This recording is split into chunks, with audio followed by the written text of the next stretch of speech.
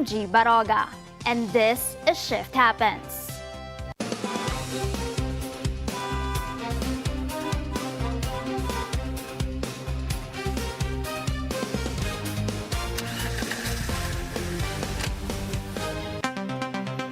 Motorcycles have long been a symbol of freedom and exploration. On two wheels, every road tells a different story.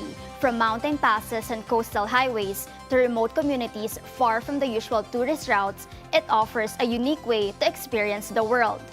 Adventure motorcycling is a way to discover new places, connect with local communities, and gain a deeper understanding of the people and cultures they encounter along the way. But life on the road is not always easy. Every ride comes with its own challenges. Through the lens of documentary storytelling, these journeys become more than just rides. They become stories of adventure, resilience, discovery, and human connection. And sometimes, the most memorable part of the trip is not the destination at all. It's the people met, the lessons learned, and the experiences found beyond the pavement. Joining us today are the people behind RAMTAT, a documentary-style adventure motorcycling team known for showcasing the stories, destinations, and experiences found off the beaten path. We have Joaquin Santos, an award-winning director, cinematographer, and storyteller, and Halley Tugade, team principal of RAMTAT, an experienced adventure rider and expedition leader. Welcome to the show, Joaquin and Halley. Thank you so much for your time.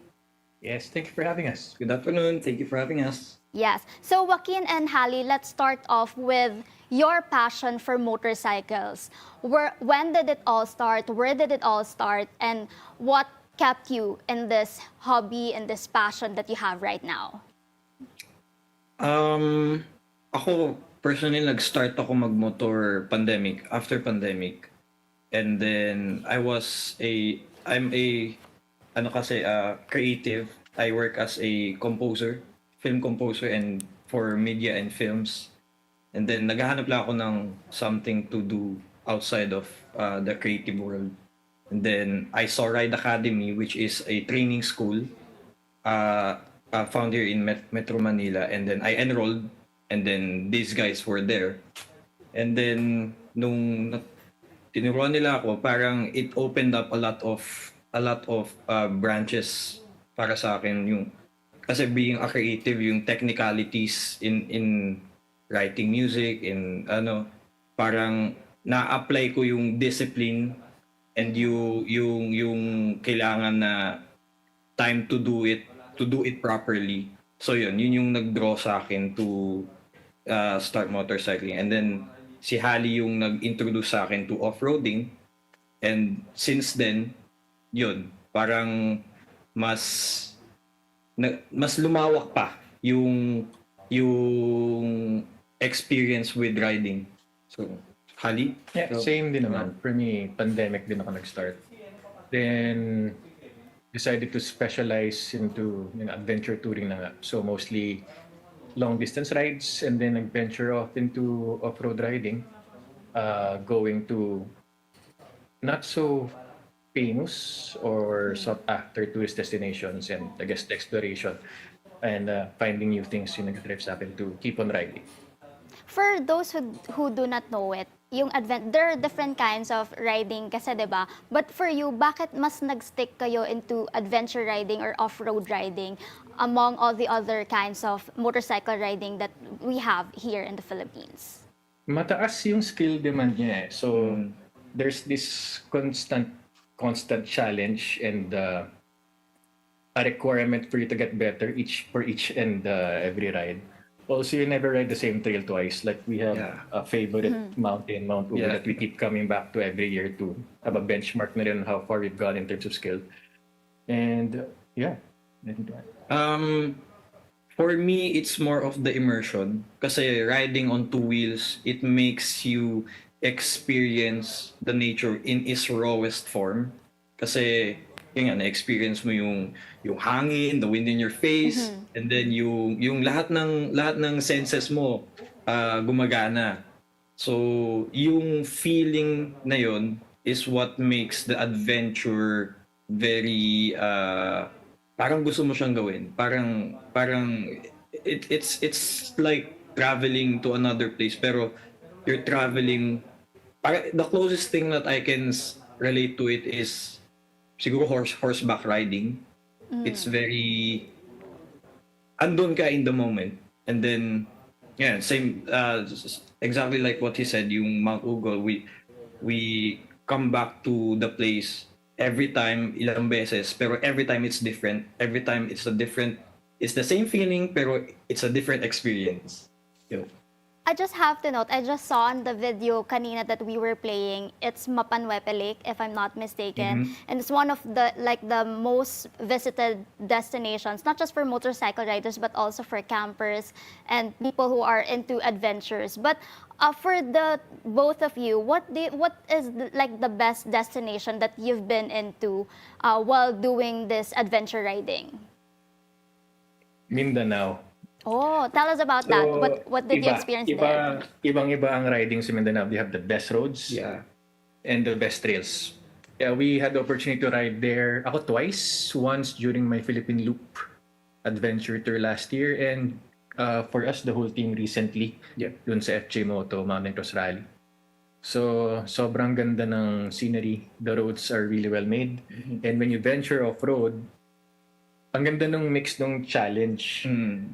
And after kang pahinugin o pahirapan sa isang trail, you're rewarded with just spectacular views and the kindest people you could meet in the country. Yeah, hindi nauubos yung hindi ka mauumay sa scenes na pwede mong makita. Like everything is different. Every place you go to is magugulat ka sa wow, ang ganda talaga, ang ganda dito, grabe. And yung mental image mo sa kanya kapag uwi mo, talagang nagsistick siya. Runner-up din ng Mount Ugoy. Again, we keep on coming back particularly because of the warmth of the people that welcomes us there and yung familiarity but also the challenge of the trail. Yeah. How's the community like? You've mentioned a lot about the sceneries, what you see during the ride, but we mentioned about meeting people, discovering cultures. Kamusta naman to? Kasi you've mentioned being in the Philippine Loop. So, yung different siguro delicacies and people from different provinces nakikilala nyo din. So tell us about the community that you have met during these trips. There's one common thread across Luzon, Visayas, Mindanao communities that ako personally visited. Iba yung warmth and hospitality. Talagang pagbubuksan ka ng bahay and they try to accommodate you the best they could, even if it's just like I requested just to use their toilet or kasi walang available amenities anywhere, medyo liblib yung lugar. But they really try to open their homes to you. And there's always, like sa Cordillera and trademark dyan, there's always a warm cup of coffee waiting for you. Sa Mindanao din, always very willing to share what they have. Well, that's... yes, sorry. Go ahead. I just wanted to say, medyo may universal na language or parang kasi everywhere we go, basta nakamotor kami and then nakikita nila kami, happy sila, masaya silang nakikita nila kami, and then they would go to us, they would ask for stickers, and pag binigyan namin, sobrang happy nila. And then yun, kapag nag-struggle kami, walang hindi sila nagdadalawang isip, they always try to help. And so yun yung masarap sa pakiramdam na na-witness mo yung iba't ibang tao sa Philippines. Yeah. And dyan din naman din kilala ang mga Pilipino for being hospitable and being, very welcoming, hindi lang sa mga kapwa nila Pilipino but also for other mga iba-iba pang lahi. But let's go to RAMTAT kasi si Joaquin mentioned that he is really a creative person and it's worth documenting all of the trips that you have riding your motorcycle. But how did all of the idea of RAMTAT actually started? Okay, so it was a year and a half ago. So ako and our founder, si Ed Silvenco, we were just talking. Can we now join yung isang rally, isang adventure event? So it's the FJ Moto Mountain Cross adventure back then. So that was a year and a half ago. And we said, sige, try natin. So we need to form a group of 5. And then we pulled Joaquin along, si Coach Jeren and Junal. And that's our OGs, kumbaga, the 5 core group that started it all.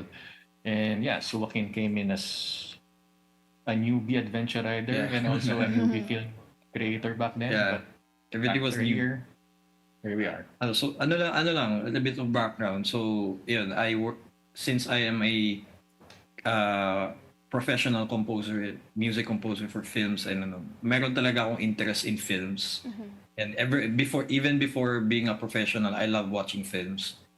And then nung nag-start ako ng motorcycling, nag-video lang ako, and then actually marami nang gumagawa ng ganitong klaseng content, ng videos about stories about motorcycling, pero because of my background of writing music for films, parang nabe-blend ko yung artistry in making it's more cinematic, making well-made stories, because I love stories. I love to create stories.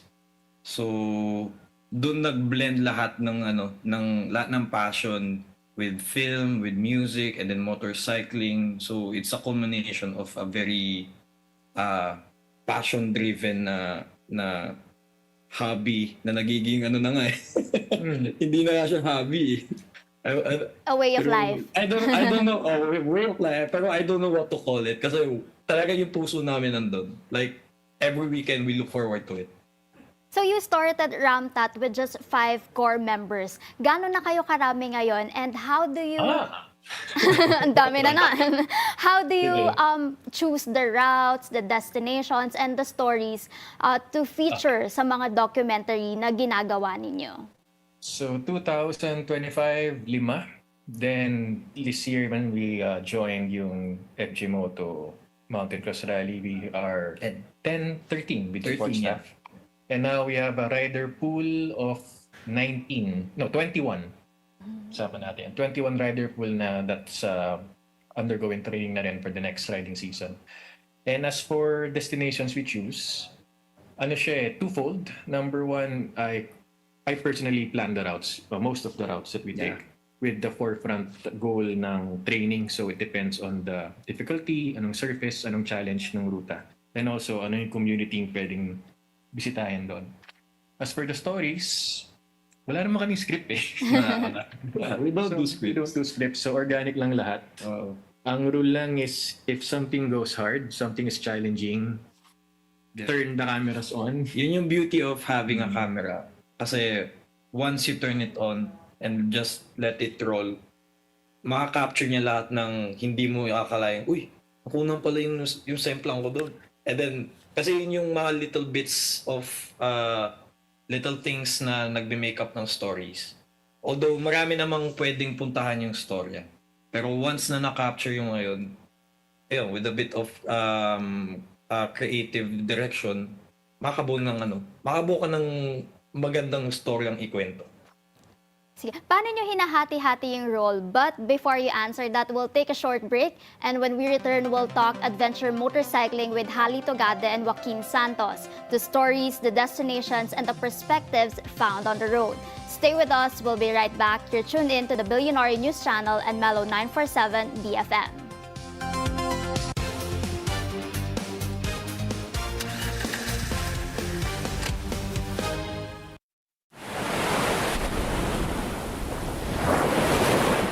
Looking for the perfect escape? Discover Club Nalu, a serene beachfront retreat where stillness meets style. Nestled along the quiet shores of Bacnotan in La Union, Club Nalu is designed for slow mornings, ocean breezes, and moments that help you unwind. From cozy rooms and sun-drenched villas to relaxing spaces inspired by nature. Every corner invites you to pause, breathe, and recharge.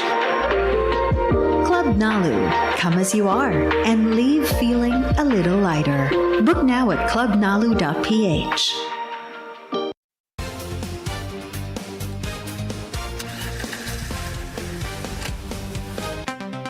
And we're back. This is Shift Happens on Mellow 947 BFM, simulcast to BNC, the Billionaire News Channel. I'm Gie Barroga. We're still with Joaquin Santos along with Halley Tugade. So before the break, we asked you about, of course, how do you balance, how do you differentiate yung roles na ginagawa nyo per adventure, per documentary that you do. Pero paano niyo nihahati-hati yung role? Like, who's in charge of the camera, who's in charge of the audio? Yung stories, yung sinabi niyo naman, very authentic kayo. But on most on the technical parts. Ano lang naman, since we usually ride as 5, kailangan meron kaming leader, which is yun yung spear na natawag sa mga rides. And then, meron kaming anchor. Yung anchor yung laging nasa likod, siya yung if ever someone gets left behind, siya yung mag-aantay and stuff. And then yung documentation, that's me. I take full control sa mga cameras, operating cameras, mga batteries and stuff, and documenting. And Halley also documents. Parang naghahati kami ng workload na pwede. And then si Halley yung navigator namin. Navigator and yung safety, he's our first aid guy. So, and then, yung si Junal, siya yung spokesperson namin. Spokesperson in a way na siya yung humaharap sa mga tao kapag may mga interactions and mga ganyan. So, mga ganun lang. Did you encounter any challenge while filming na parang it turned out, sige, tawanan na lang natin to, it's all natural. Totoo lang naman tayo dito, it's all authentic. But meron ba kayong mga ganong experience? Parang nag-fail yung camera or bumagsak, pero tumawa na lang kayo. Tell us about the story. Maraming ganong, kasi minsan meron kami mga composed shots na, kunyari, i-block ko sila, daan kayo dito tapos shoot ko kayo. And then, pagdaan nila, pagtingin ko, hindi ko pala na-record. so may mga ganun. Pero the most of the challenge na nangyayari for filming and motorcycling, lalo na I'm also a participant, I'm also a rider who experiences the struggle doon sa off-road, is yung I need to be very mindful and conscious na I need to press the record button sa GoPros ko, sa action cameras. And then yung kailangan kong madalas pala actually, kailangan ko silang unahan mga a couple kilometers para antayin ko sila, and then they would pass by para ma-shoot ko sila. And then nahabol na lang ako after. So, yun yung mga struggles, but nagano naman siya. Once na ginagawa mo siyang paulit, nasasanay ka na lang, and then you work with your team. Kasi sila, mag-adjust din sila sa'yo, since nag-film kami, so may iwan ako. Pagkalagpas ko sa kanila, paglagpas nila sa akin, magbabaga na sila ng konti. Pero hindi sila tihinto, para hindi kami what do you call this? Hindi kami nasa stuck. Hindi kami tumatagal. May movement forward. May progress. And it gets easier every ride Yeah. Napupulido namin each time we work through. Sa off-road riding, iba-iba yung, of course, yung daan na dinadaanan nyo. May tubig, may pataas, merong lubak-lubak talaga, like sobrang lubak. Pero what's with the off-road trail that you love the most? And anong pinakamahirap and pinakamasaya?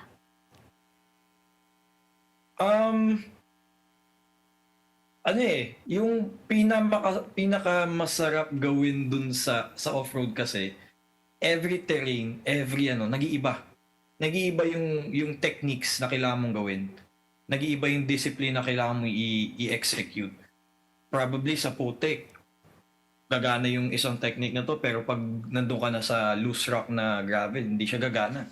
So, maraming adjustment, and it keeps your brain working. Hindi lang yung katawan. Kailangan iniisip mo yung ginagawa mo. So, talagang full body yung ginagamit mo. From physical body, yung willpower mo, yung mental brain power mo, gagana. So, yun yung pinakagusto ko sa kanya. Kasi oftentimes kapag very technical yung terrain, yung ruta, in the moment, di siya masaya. Hindi talaga. Like, if you see some of our documentaries, yung mga shots dyan, kita naman sa mukha namin that we're not really hinog eh. Na we're at a state of fatigue and stress. The happiness and satisfaction happiness pag dating mo sa tuktok eh. Pag baba mo pag natapos mo na siya. yung ride eh. Tapos tumingin ka, uy, nagawa ko na yun. When you look back dun sa dinaanan mo and especially when you see it through video, parang wow, okay. Kinaya ko pala yan. Then that's where the satisfaction, the happiness comes in. So it's not always happy, di ba? Merong mapapagod kayo, sobrang hihingalin, mauuhaw, magugutom, and all of that. But what makes you stay with adventure riding? Sagutin ko na. Number one is the community. Ang community ng off-road adventure riders, sobrang very welcoming. Kapag nasa bundok kami with other riders na hindi namin kilala, para kaming pantay-pantay kami lahat. Lahat ng status namin sa baba ng bundok may iwan. Pag akyat namin doon, kahit anong level mo sa buhay, wala, pantay kayo. Pantay kayong nasa ilog, pantay kayong natutumba doon sa tapos babalik yung isa, tutulungan ka niya kahit di mo siya kilala. Yun yung pinakamasarap na experience with off-road riding for me, yung community. And then, syempre, kasama na doon yung camaraderie, lalo na sa grupo namin. Talagang yung bonds na nabubuo mo, lalo na if you're riding with a group that you've known for quite a time, talagang nag-iiba eh. Nag-iiba yung riding, starting from riding group lang kayo, magkakaibigan lang. And then after nun, brothers na kayo. Like, after nun, every week, bro, saan tayo next week? And then, parang, basta yung evolution of pagiging magkakaibigan to becoming like a family. For Halley? Very similar naman kay Wax eh. Ang i-add ko lang doon is nakaka-inspire, if not nakaka-addict, yung nakikita mong you're growing. You're growing physically, techniques are being imbibed, you're getting better and better each and every trail, tumataas din yung mental resilience mo. And yung terrain na dati hirap na hirap kami, dinadaanan mo na lang na hindi mo na iniisip. Yun yung nakaka-push forward na to keep on doing this. May self-growth. May self-growth siyang nagagawa sa isang individual. Yeah, medyo rin tong off-road adventure eh. Character building siya eh. Yeah. Tsaka pag mahal mo, di ba, you will stay? Yes. But to kind of wrap it all up, Joaquin and Halley, yung off-road riding here in the Philippines, there are like communities like what you have. But what's the future like? Ano yung hope nyo para sa future ng off-road riding sa Pilipinas to make it more, popular and bigger? Okay. Well, it's nice that we are in a golden age of motorcycles here in the Philippines na sobrang daming options. There's this joke, if not a saying in the community naman, that any bike is an adventure bike. So kayang gawa ng paraan. Of course, if your bike is more capable and suited to train, it's much easier. So we see the numbers growing. May trend din naman sa social media na the classic creators are transitioning to off-road. And you can see yung mga motorcycles din. Even scooters have off-road capable offerings na ngayon. So, yung mga dating less traveled locations naging mainstream na. For example, in Luzon, you have Takadang. Also, in the Rizal area, marami din. So, in terms of future, kasi kapag dumadami pupunta ron, nabibigyan ng focus yung community. Like, we see the hard-to-reach areas, nagkakaroon na ng cement roads. So, ang ripple effect niyan, yung mga adventure riders, maghahanap ng bago yan. Napapasukin na bagong bubutasan na trail. And with that, nadadala yung progress dun eh. May constant stream ka ng tourist na low impact. Na may direct impact sa economy. So, we could see this naman as in the future, parami yung mga secluded places ang pupuntahan. And hopefully, that will also usher growth dun sa area na yun. On that note, Halley, ano yung mga upcoming destinations, stories, and projects na parating para sa RAMTAT where the community can find you or, you can find also other enthusiasts to join you and your team? Okay, so nag-wrap up na ang ating RAMTAT Season 1. So it is available dun you could see it sa YouTube channel natin. Season 2, we're in production.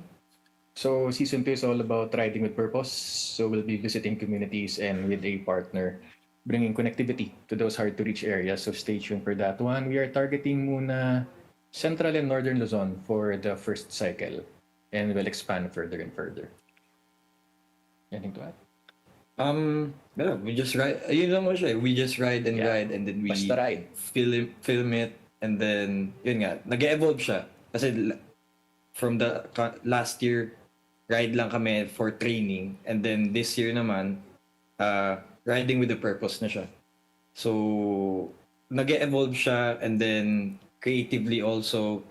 And excited ako sa future kasi maraming possibility. Probably abroad naman.